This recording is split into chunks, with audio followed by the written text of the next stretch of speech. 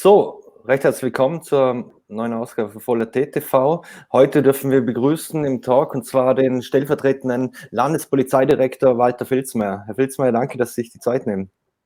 Bitte. Herr Filzmaier, jetzt haben wir gestern ganz aktuell gehört, dass zwei Kollegen von Ihnen infiziert wurden, also zwei Polizisten im Vorarlberg erstmals. Wie geht es denn den Kollegen aktuell und vielleicht können Sie auch sagen, wie viele in Absonderung sind? Die Kollegen und die Kolleginnen befinden sich in häuslicher Pflege und derzeit sind 12 weitere Kollegen in Absonderung. Weiß man da schon was, wie die sich infiziert haben? Ist das sogar während der Dienstzeit vielleicht passiert oder davor? Wie gesagt, es gibt da mehrere Möglichkeiten, aber es waren auch aus dem Verwandtenkreis Personen, wo dann positiv getestet wurden. Also wie gesagt, nähere Details kann ich dazu keine sagen, weil letztlich genau festgestellt werden kann das nicht. Da kann man nur Mutmaßungen anstellen, wo könnte die größte Möglichkeit bestanden haben. Werden Polizisten oder Polizistinnen eigentlich auch prophylaktisch getestet oder müssen die auch zuerst Symptome anzeigen? Mehr über die Hotline 1450 erfolgt genauso die Testung von der Polizei, beziehungsweise werden die entsprechenden Termine zu Wege geleitet. Eine prophylaktische Prüfung von allen Polizistinnen und Polizisten ist aufgrund der Testkapazität nicht möglich. Wie hat sich denn die Coronaviruskrise jetzt denn auf Ihren Alltag, auf den Dienstbetrieb im Moment ausgewirkt? Seit Mitte März sind wir im sogenannten Krisenmodus drinnen. Wir haben einen Stab gebildet und die Corona-Krisenbewältigung beziehungsweise die Garantie der öffentlichen Ordnung und Sicherheit steht jetzt, was diesen Punkt betrifft, bei der Polizei in Vorarlberg und auch österreichweit im Vordergrund. Was für Schutzmaßnahmen wurden oder können eigentlich für Kolleginnen und Kollegen, die im Außendienst unterwegs sind, getroffen werden? Es muss da unterscheiden, zuerst einmal, was den inneren Dienstbetrieb betrifft. Da hat man auf sogenannten teamorientierten Planung umgestellt. Das heißt, es sind immer wieder die gleichen Gruppierungen zusammen im Dienst. Dass jetzt nicht, wenn jemand angesteckt wird, die ganze Dienststelle ausfällt, sondern nur das Team, wo an diesem Tag Dienst hat, beziehungsweise in kommenden Tagen. Wie sind denn jetzt so die ersten Erfahrungen der Polizisten und Polizistinnen, die im Außendienst sind mit den Menschen? Halten die sich an die Bestimmungen oder wie ist denn da das Feedback, das Sie erhalten? Ja, ich möchte noch kurz ergänzen, vor die externen Maßnahmen, wenn Sie im Außendienst sind, Sie sind mit Schutzhandschuhen ausgestattet, plus mit entsprechende Masken, wo Sie verwenden können.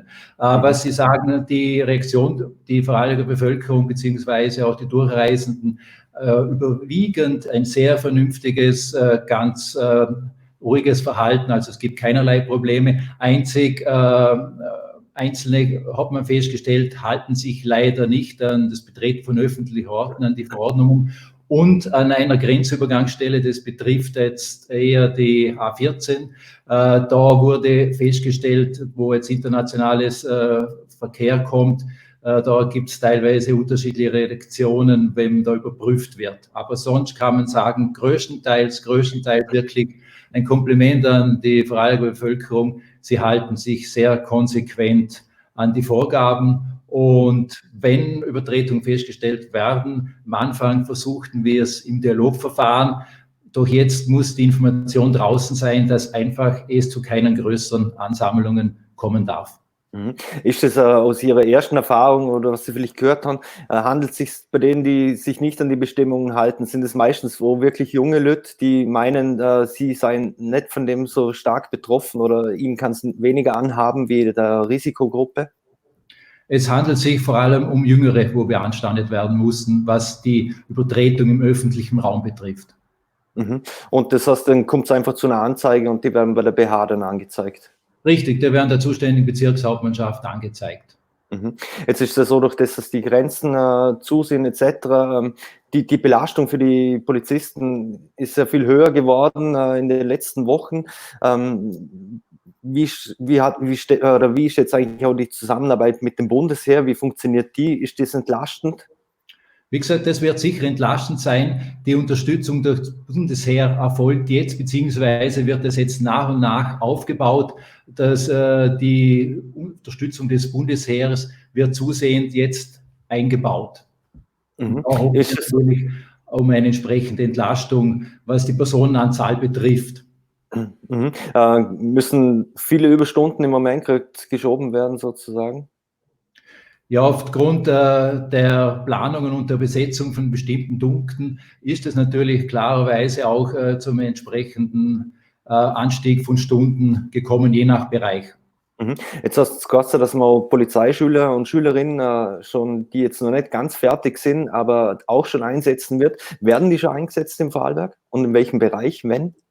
Richtig, man muss unterscheiden, die Schüler, wo ganz am Anfang sind in der Schule, die haben noch nicht alle entsprechenden Ausbildungsschritte abgeschlossen, die werden noch nicht eingesetzt, aber eingesetzt werden die Kolleginnen und Kollegen aus der Schule, die bereits bestimmte Abschnitte erledigt haben, beziehungsweise auch schon eine Praxisphase auf den verschiedenen Polizeiinspektionen durchgemacht haben. Diese werden eingesetzt und vor allem werden die an der Grenze zur Grenzkontrolle eingesetzt. Das ist eine sehr wichtige Unterstützung für uns und entlastet uns ungemein. Jetzt in der vergangenen Woche hat die Justizministerin Alma Sadic ja auch auf das Thema häusliche Gewalt aufmerksam gemacht und das jetzt hier die Frage, merken Sie, die Menschen müssen oder sollten mehr zu Hause bleiben, zusammenleben? Gibt es da vermehrt jetzt Anzeigen oder Anrufe oder ist das aus Ihrer Sicht im Moment so, wie es immer war? Im Moment ist noch keine erhöhte Anzeigebereitschaft oder von Vorfällen zu vermerken, aber wir vermuten aufgrund der Vorkommnisse in den anderen Staaten, dass diese Zahl leider steigen wird. Also es ist zu vermuten, je länger praktisch die entsprechenden Beschränkungen anhalten, dass es vermehrt zu häuslicher Gewalt kommen könnte. Aber wie gesagt, wir appellieren da auf jeden Fall, wir sind bereit, der Notruf und alles funktioniert, wenn wirklich ein Mann oder eine Frau entsprechend oder Kinder häuslicher Gewalt ausgesetzt sind. Also wir sind zur Stelle und werden entsprechend einschreiten. Anderes Thema ist auch das Thema Cybercrime. Das hat man jetzt schon öfters gehört, dass es anscheinend hier einen Anstieg gibt. Ist es aus Ihrer Erfahrung jetzt auch in Vorarlberg derzeit so? Generell kann man sagen, dass seit Mitte März, also wo die entsprechenden Beschränkungen in Kraft getreten sind, die Kriminalität, was jetzt Diebstahl, Einbruch, Körperverletzung und sonstige Delikte betrifft, sehr weit zurückgegangen ist, teilweise bei manchen Polizeiinspektionen bis zu 3/4. Aber was jetzt langsam kommt, ist, dass sich die Täter verstärkt wieder auf die elektronischen Medien verlegen, sprich irgendwelche dubiose Angebote machen zum Verkauf oder praktisch, was man vorher auch schon hatte, wieder irgendwelche Anrufe, wo irgendwie versucht wird, Geld herauszulocken. Das ist langsam im Ansteigen und wird sicher verstärkter gekommen, weil der normale Täter unter Anführungszeichen hat Schwierigkeiten, sich jetzt unbemerkt im öffentlichen Raum zu bewegen. Also wird es paradoxerweise dann positive Auswirkungen auf die Kriminalitätsstatistik in diesem Zeitraum haben zumindest? Das ist das einzig Gute, leider. Ja. Wie sieht es eigentlich auch mit dem Drogenschmuggel aus? Vorarlberg ist ja ein sehr zentral gelegenes Land, also aus der Schweiz, Süddeutschland etc. Auch da wird es wahrscheinlich alles zurückgehen. Auf jeden Fall, da ist auch zu erwarten, dass das zurückgeht, weil durch die verstärkten Kontrollen an der Grenze in der Nacht und überall und dass da eigentlich der normale Personenverkehr eingeschränkt stattfindet, fallen solche Transporte oder Übergaben viel mehr auf.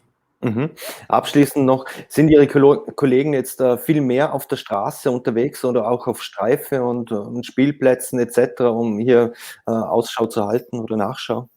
Richtig, die Präsenz im Außendienst wurde extrem verstärkt, weil, wie gesagt, die Anzeigen sind zurückgegangen. Durch das ist eine gewisse Entlastung im Schreibbetrieb, Bürobetrieb hat stattgefunden und alles, was verfügbar ist, wird im öffentlichen Raum oder an den Grenzübergangsstellen, an den Checkpoints eingesetzt. Herr Filzmaier, ich bedanke mich recht herzlich, dass Sie sich die Zeit genommen haben und gesund bleiben. Gesund bleiben, danke auch. Danke.